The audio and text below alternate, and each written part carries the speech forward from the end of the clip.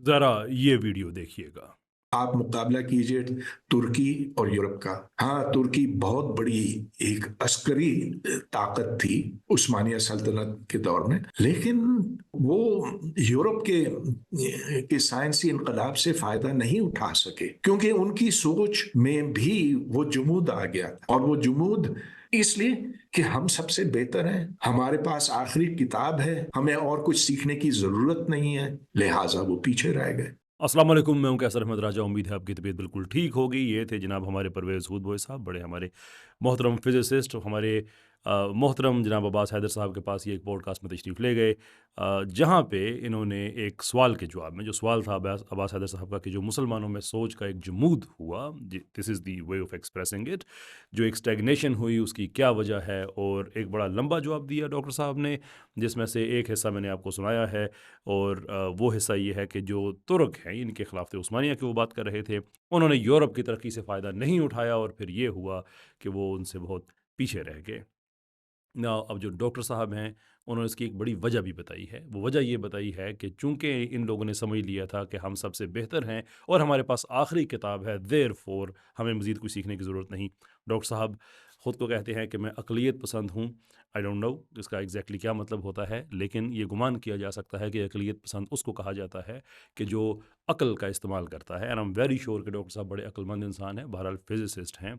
जो नेचर की शायरी है वो मैथमेटिकल लैंग्वेज में होती है, so I am very very sure कि बड़े अक्लमंद इंसान है। लेकिन मुझे ये लगता है कि यहाँ पे अपनी अकल को वो ठीक तरह से इस्तेमाल नहीं कर सके, क्योंकि अगर वो कुछ सदियाँ और पीछे चले जाते, और जिसको इस्लाम का जो classical, post classical, golden era, मुख्तलिफ उस अहदों के नाम रखे जाते हैं, कि जब मुसलमानों की फ़िक्र दुनिया में इतनी गालिब थी कि साइंस, फ़लसफ़ा और बाकी यानी कि रियाज़ी, आप इमेजिन करें कि दुनिया के जितने उलूम हैं, उनके पास भी यही आखिरी किताब थी।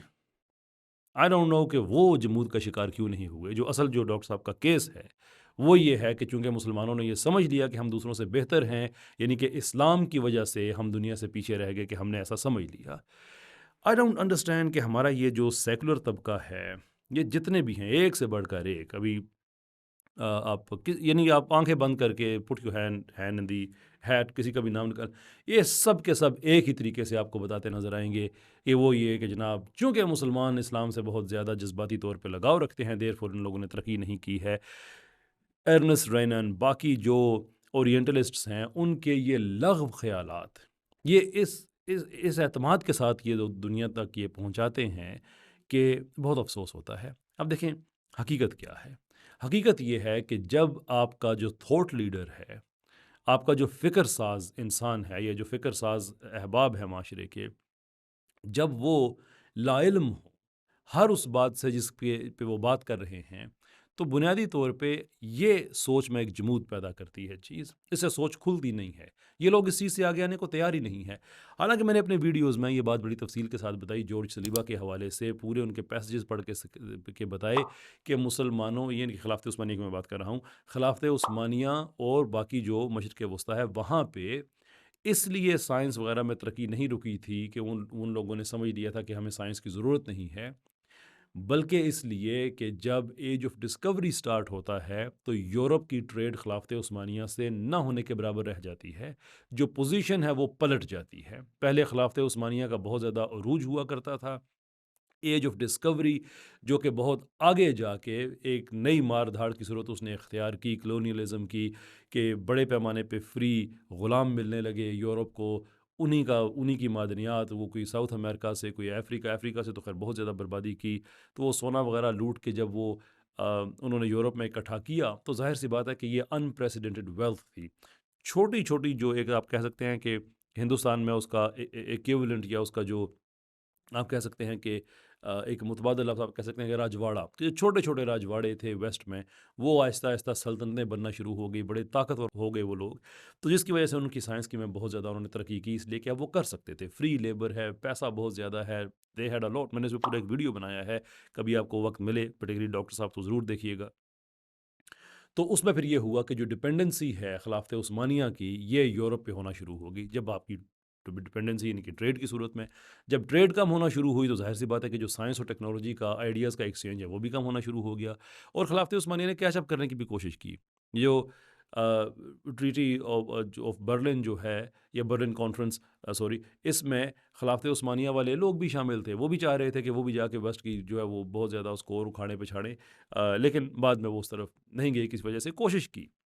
تو یہ ایک سچویشن ایسی بنی کہ دنیا کے حالات تبدیل ہوئے. اچھا، اب کیا خلافت عثمانیہ والے مسلمان تھے اس لیے یہ گارنٹی ہے کہ ساری زندگی انہوں نے ترقی کرنی ہے؟ نہیں بھائی، کبھی گریکس کے پاس تھی ترقی، کبھی رومنز کے پاس تھی، پرشینز کے پاس تھی، پھر مسلمانوں کے پاس آئی، پھر یورپینز کے پاس آئی، اب وہاں پہ بھی ختم ہونا شروع ہو گئی ہے. اب اگلا رائز کس کا ہے؟ دنیا دیکھ رہی ہے، 3-4 کمپیریٹرز ہیں دنیا میں. تو کہنے کا مطلب یہ ہے کہ اٹس اے نیچرل تھنگ، یہ ایک بڑی فطری چیز ہے کہ آپ جو قومیں ہیں ان کا عروج اور زوال آیا کرتا ہے. اب ویسٹ میں آپ دیکھیں، ڈاکٹر صاحب کا اپنا جو مضمون ہے فزکس، تھیوریٹیکل فزکس اس وقت کرائسس میں ہے.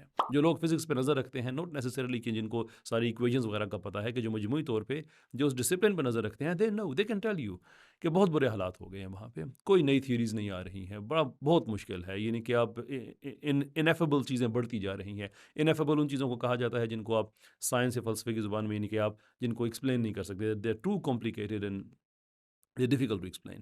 تو کہنے کا مطلب یہ ہے کہ ڈاکٹر صاحب کا دھیان اب ان چیزوں کی طرف جانا چاہیے کہ بھئی اب ویسٹ کے اندر جو اینڈ آف سائنس کی باتیں شروع ہو گئی ہیں، اینڈ آف لبرل ہیجمنی کی باتیں شروع ہو گئی ہیں، اینڈ آف ویسٹرن سویلائزیشن کی باتیں شروع ہو گئی ہیں، ان کے پاس تو کوئی ایک آخری کتاب نہیں ہے.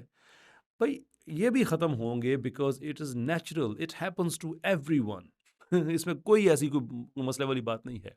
لیکن ڈاکٹر صاحب کا ہم کیا کریں؟ پڑھے لکھے آدمی ہیں، ساری باتیں ہیں، لیکن اس کے باوجود جب تاریخ پڑھانا شروع کرتے ہیں تو درس نظامی کو امام غزالی کے دور میں لے جاتے ہیں کہ یہ وہاں سے سٹارٹ ہوا. جب تحفۃ الفلاسفہ کی بات آتی ہے تو اس پہ بڑے اعتماد سے کہہ دیتے ہیں کہ اس کی وجہ سے جو مسلمانوں میں سائنس ختم ہو گئی. یا جب ایوولوشن پڑھانا شروع کرتے ہیں تو اس میں بڑے اعتماد سے کہہ دیتے ہیں کہ یہ کون سا، آپ بتائیں کون سی ایسی چیز ہے جو میرے جو ٹری آف لائف دکھایا ہے اس میں نہیں ہے، آرکیا نہیں ہے، ٹی آر جیز نہیں ہے.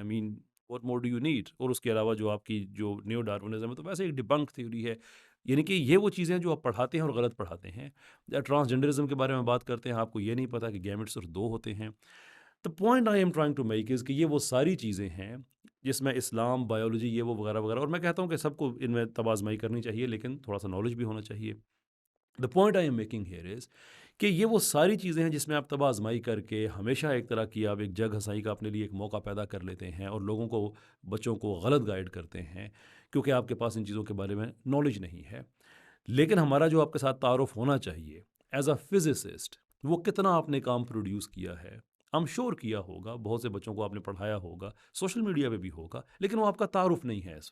اس وقت آپ کا تعارف ہے این اینگری ینگ مین اور let's call angry young man کا، کہ چڑھ دوڑتے ہیں آپ اسلامی سسٹمز پہ، بکواس ہے یہ جو اسلامی اکانومی ہے، اس تصور کو کہہ رہے ہیں. کبھی کسی اور چیز کے اوپر غصہ کرنا شروع کر دیتے ہیں. نہ بھائی، دنیا آنکھیں کھل گئی ہیں، اب لوگوں کے پاس آرگومنٹس آنا شروع ہو گئے ہیں. You have up the game. If you can't do it, you will become irrelevant. Not that you are not already, you are, but you just need to realize it. Sooner the better.